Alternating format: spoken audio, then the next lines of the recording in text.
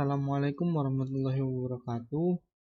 Perkenalkan, nama saya Yusuf Ainur Rahman, NIM 1804911000061.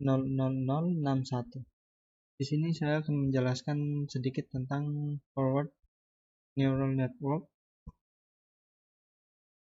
Langsung saja ke pembahasan. Pertama, pengertian artificial neural network, yang mana merupakan salah satu algoritma supervised learning yang populer dan bisa juga digunakan untuk semi-supervised atau supervised learning. Yang kedua, merupakan simulasi yang terlalu disederhanakan, artinya simulasi yang dilakukan tidak mampu menggambarkan kompleksitas jaringan biologis manusia.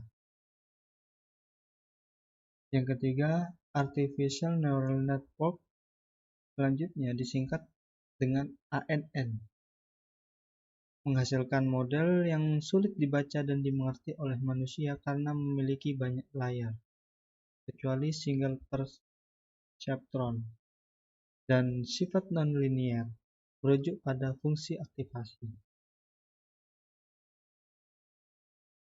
Selanjutnya, cara kerja artificial neural network.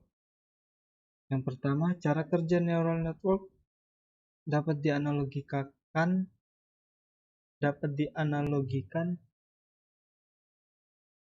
bagaimana halnya manusia belajar dengan menggunakan contoh atau yang disebut sebagai supervised learning. Yang kedua, pada neural network penyesuaian koneksi sinaptik antar neuron dilakukan dengan menyesuaikan nilai bobot yang ada pada tiap koneksivitas, baik dari input neuron maupun output. Yang ketiga, neural network memproses informasi berdasarkan cara kerja otak manusia. Dalam hal ini, neural network terdiri dari sejumlah besar elemen pemrosesan yang saling terhubung dan bekerja secara paralel untuk memecahkan suatu masalah tertentu.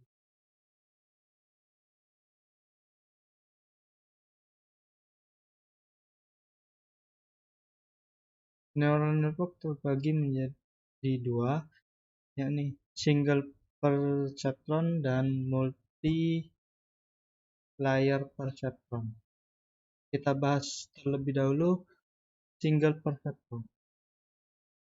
Proses dari perceptron training rule adalah sebagai berikut.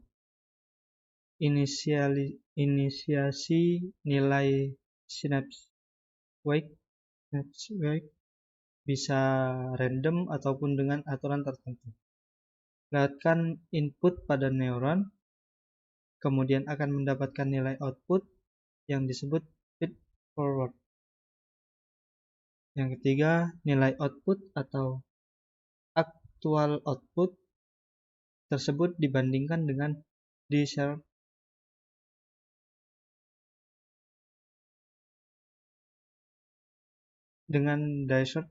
output.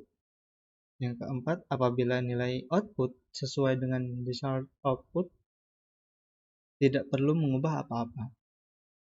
Yang kelima, apabila nilai output tidak sesuai dengan desired output, hitung nilai error atau loss, kemudian lakukan perubahan terhadap learning parameter. Yang terakhir, ulangi langkah-langkah ini sampai tidak ada perubahan nilai error. Selanjutnya, multi-layer perceptron. Yang pertama, multi-layer perceptron secara literal memiliki beberapa layer. Yang kedua, secara umum, terdapat 3 layers, yaitu input, hidden, dan output layer.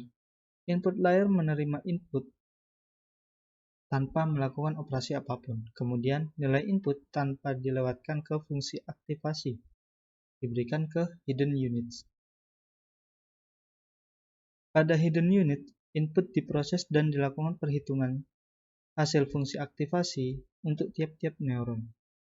Lalu hasilnya diberikan ke layer berikutnya. Yang terakhir, output dari input layer akan diterima sebagai input bagi hidden layer, begitu pula seterusnya. Hidden layer akan mengirimkan hasilnya untuk output layer. Forward Neural Network (MLP) adalah gabungan dari banyak fungsi non-linear dan lebih hebat dibandingkan single perceptron. MLP pada umumnya menggunakan konfigurasi full connected. Untuk melatih MLP, algoritma yang umumnya digunakan adalah backpropagation, yang artinya mengoreksi snapshot dari output layer ke hidden layer. Kemudian error tersebut dipropagasi ke layer sebelum-sebelumnya. Artinya, perubahan snapshot pada suatu layar dipengaruhi oleh perubahan snapshot pada layar setelahnya. Propagation tidak lain dan tidak bukan adalah metode gradient based optimization yang diterapkan pada ANN. Untuk meminimalkan loss, algoritma propagation menggunakan prinsip gradient descent.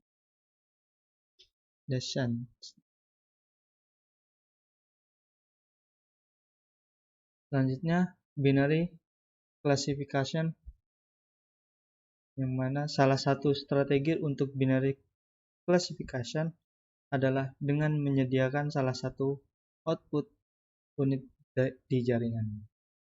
Apabila probabilitas masuk ke dalam suatu kelas dapat menggunakan fungsi seperti sigmoid, di mana output pada masing-masing neuron berada pada range nilai 0,1.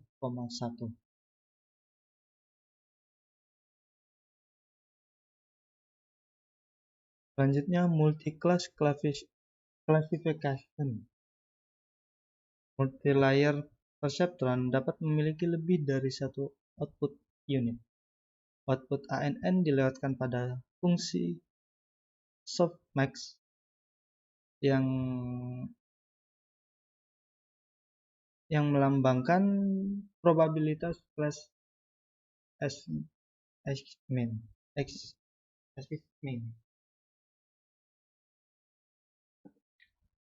Selanjutnya, multi-label classification dapat menggunakan sebanyak C neuron untuk mempresentasikan C kelas pada multi-label classification. Perbedaan unit kelas dan multi-label terletak pada cara interpretasi output dan evaluasi output. Pada umumnya, binary cross entropy digunakan sebagai loss utility function. Pada multi-label classification, yaitu perhitungan cross entropy untuk tiap-tiap output unit. Bukan sekaligus semua output unit seperti pada multi-class classification. Deep Neural Network.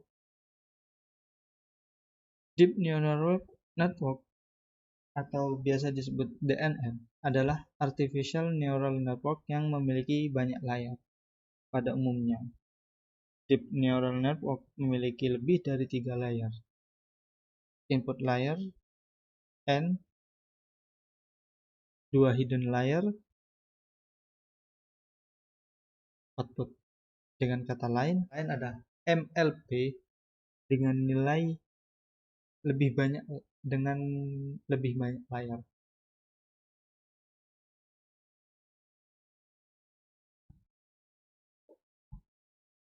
Cara melatih deep neural network salah satunya dapat menggunakan propagation.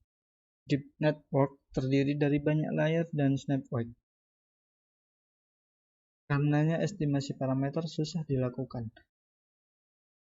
Keuntungan utama deep learning adalah mampu merubah data dari non-linearly separable menjadi linearly separable melalui serangkaian transformasi hidden layers. Ada beberapa strategi untuk mempercepat pembelajaran menggunakan deep learning, misalnya regulisasi,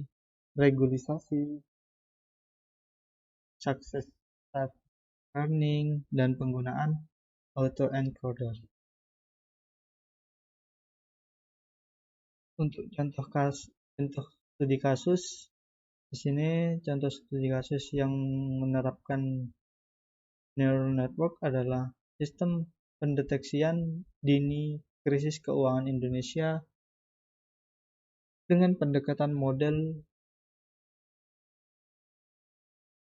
feed forward.